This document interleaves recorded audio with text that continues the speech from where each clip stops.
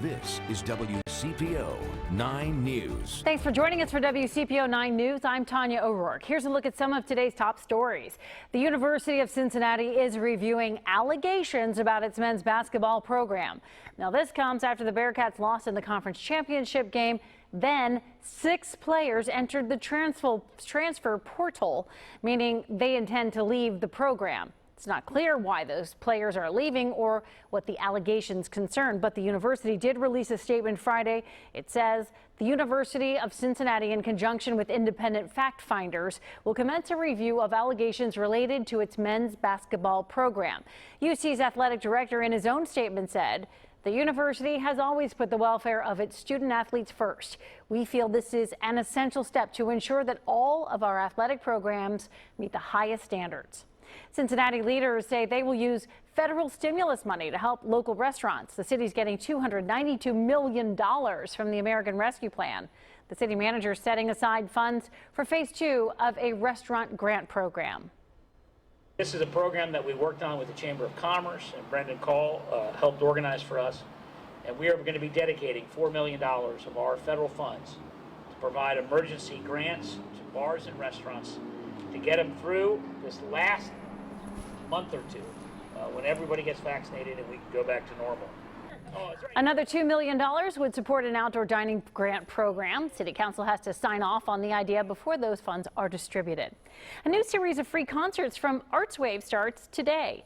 Find Arts in the Parks at DeVue Park in the Bandshell from 1 to 5. Performers include the Redemption Brothers, Tracy Walker, and the Kentucky Symphony Orchestra's DeVue Doodaddies.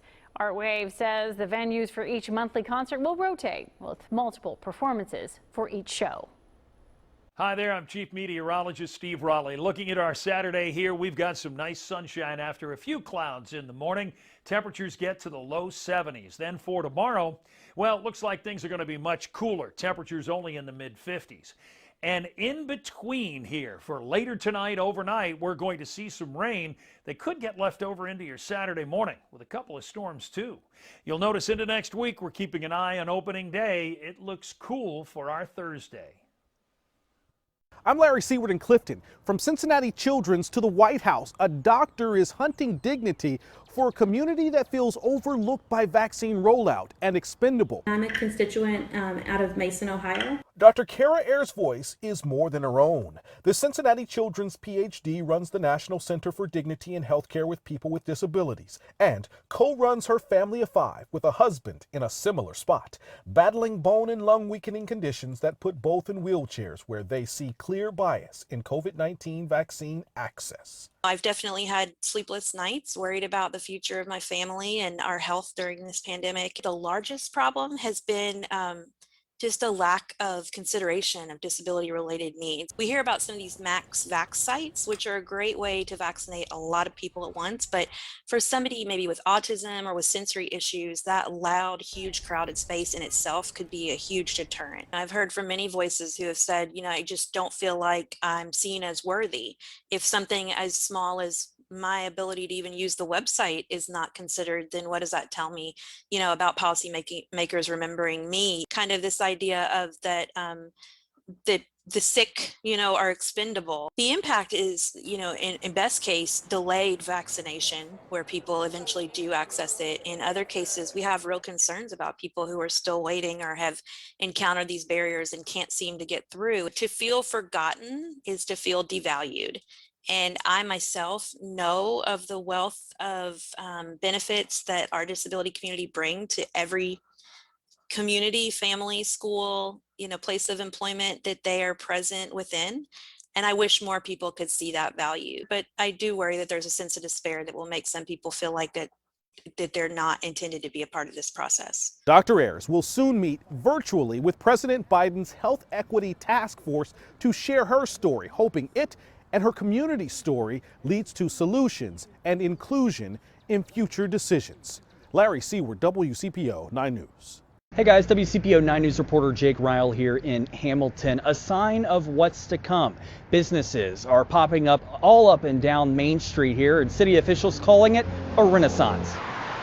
There's 25,000 plus cars that go by this building every day. soon there's going to be a reason for those cars to stop. Dave Ernst has his eyes on the future, turning this old building into something new, Hamilton's urban backyard, or the hub. Something kept pushing. You got to do something. You just got to keep going forward.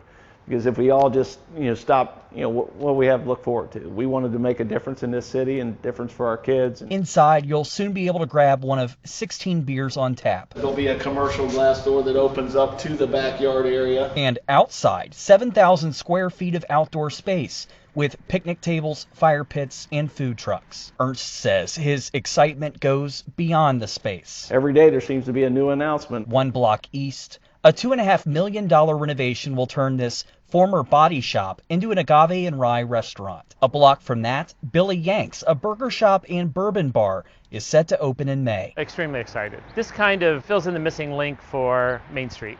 There's a lot of activity at the other end, and there's a few shops down at this end, and this creates a destination point for this end of Main Street. Dan Bates, Greater Hamilton Chamber of Commerce president, knows these businesses will draw in foot traffic. Momentum one step at a time. Now that everything is opening back up around us, we're not reopening, we're full speed ahead. As the city welcomes new growth. We want this to be the hub for further development. Jake Ryle, WCPO 9 News.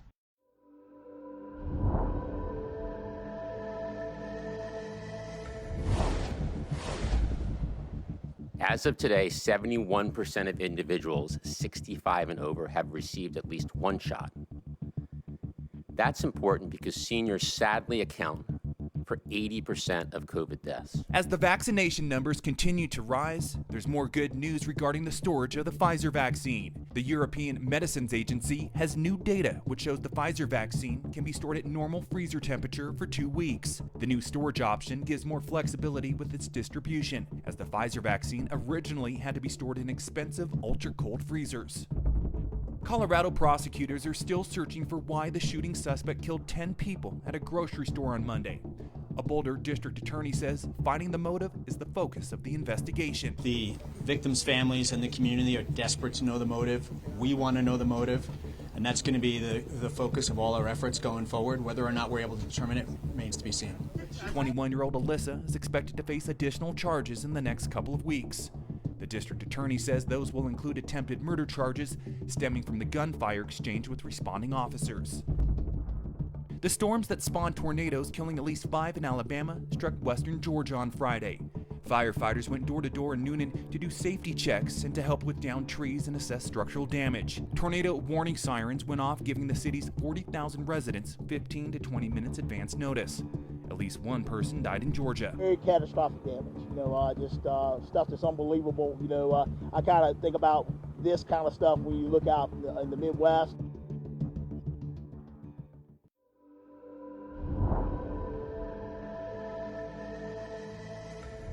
The new American Rescue Plan will help millions of Americans and businesses immediately, but economists say it won't help unemployment return to normal for years. We spoke with one who explains why it might take so long. We are in a jobs hole that's on the order of 12 million jobs. Where most labor economists might see numbers, It's just enormous. Heidi Shearholz sees people. I see the real people's lives. It's not abstract. I missed the first part because my son was making a lot of noise. Can you repeat that, please? People like Stephanie Dudley, who now knows the loving struggle of a life as a full-time mom having lost her job last March. I feel like they're at 11 of the average boy scale, if it were to go up to 10. Hi. For the better part of the last year, they have been her reality. What's it been like spending a lot of time with your mom when she's been at home? I don't really know.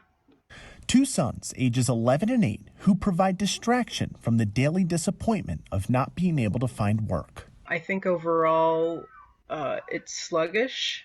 Although unemployment right now is well below its April 2020 high, it is still nearly twice as high as pre-pandemic levels. This will help so many people. It's just a sort of a groundbreaking package. Heidi says the American Rescue Plan passed by Congress is imperative. She says those $1,400 checks will be a huge boost to people and the economy, but not necessarily unemployment, even though more loans are coming to businesses. It takes more time. to have a business get formed, built, happen, hire people. So it's not going to happen overnight. In its most recent report, the Congressional Budget Office said the U.S. economy would reach its pre-pandemic output by this summer, which is faster than expected, but says unemployment won't reach its pre-pandemic level until the year 2024. We know that things will be improving by then, but we are still going to have a big jobs hole on September 6th. There won't be enough jobs to go around by then. It's why Heidi wishes the unemployment benefits were extended longer in the plan, knowing this issue will be around to stay. I'm not really playing a game or anything, even though there's a switch right here. Even if it has given some parents the opportunity to mom like never before. But together they can be pretty rowdy. But a lot of fun. A lot of fun. I'm Dan Grossman reporting.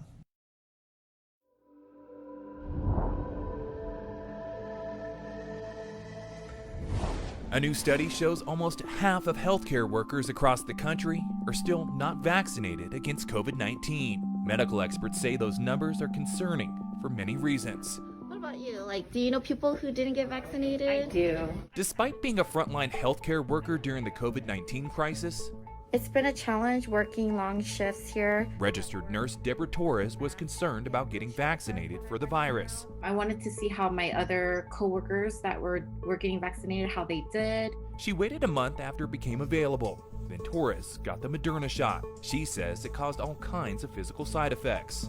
I got the chills, nausea, dizziness.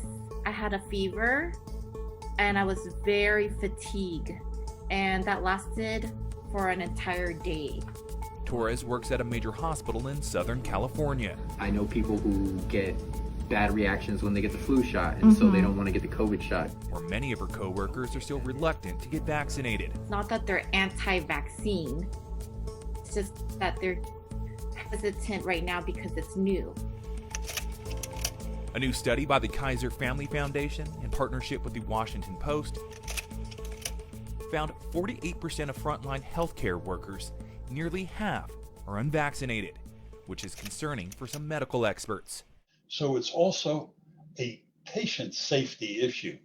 If you get vaccinated, you're much less likely to give COVID in the workplace. Dr. William Schaffner is an infectious disease specialist with Vanderbilt University Medical Center and a consultant for the CDC. He understands the concerns healthcare workers have about getting vaccinated, but says when they don't, it could increase transmission rates and also impact others' decisions. If the nurses don't get vaccinated and people ask them and they discover that the nurses are wary, of course, because nurses are trusted, the neighbors and friends will be wary of getting vaccinated also. While Torres did get vaccinated, she still supports her coworkers that haven't, I don't have any judgment towards them, and I don't think any different from them. saying it's normal to be nervous about something new. I think a lot of people, for the most part, it's a safety issue. Even when working the front lines of a pandemic. If you don't want to get vaccinated, it's your choice. It's your free will to do that. I'm Kai Beach reporting.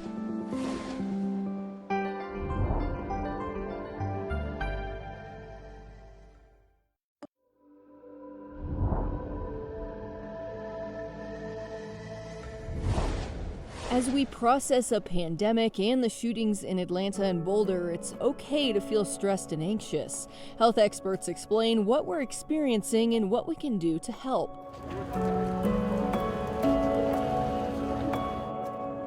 Time and time again, we see mass shootings send a ripple effect through our communities, causing fear, sadness, and a mix of other emotions. The recent shootings in Boulder, Colorado at a grocery store killing 10 and in Atlanta at massage parlors killing 8 can be difficult to digest. When something like this happens, everything gets turned on its head. I almost think of it like a balance. I feel completely safe. I feel like if I go outside, my life will be in horrible danger. It kind of shifts the balance over towards that fear side of things. Dr. Joseph Soche is a psychiatrist. He says this just compounds with the emotions we've already been feeling throughout the pandemic. During COVID, anxiety was up, depression was up, People that were predisposed to have paranoid thinking had more paranoid thinking. Once you're kind of primed to be afraid, you can be more afraid. Health experts say we were already dealing with this flux of anxiety and stress.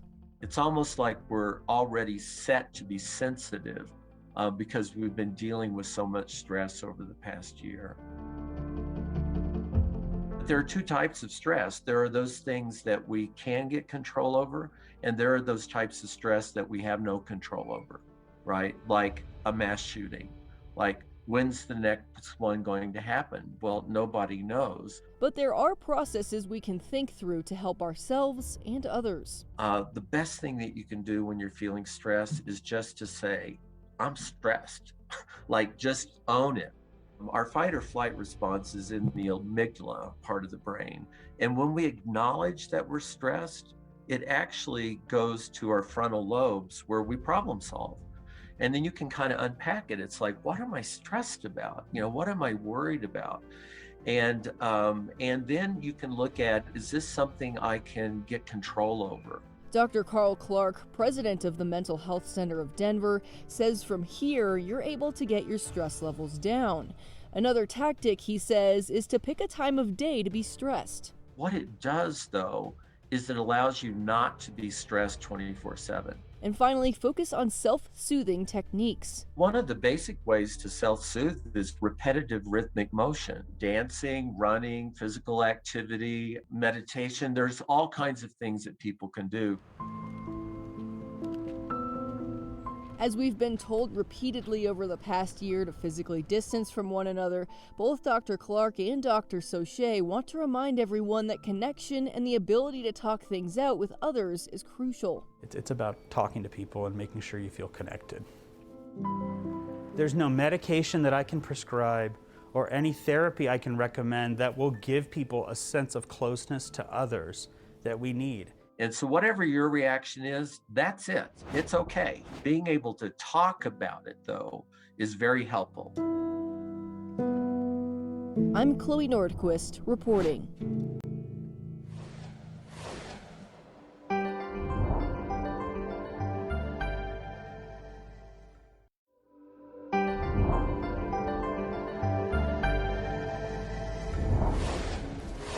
Some employees of Darden restaurants are getting a raise. Darden owns several major chains, including Olive Garden, Cheddar's Scratch Kitchen, and Longhorn Steakhouse. The company says its hourly employees will be taking home at least $10 an hour, including next week. That will increase to $11 next year and to $12 in 2023. The change will affect about 20% of workers.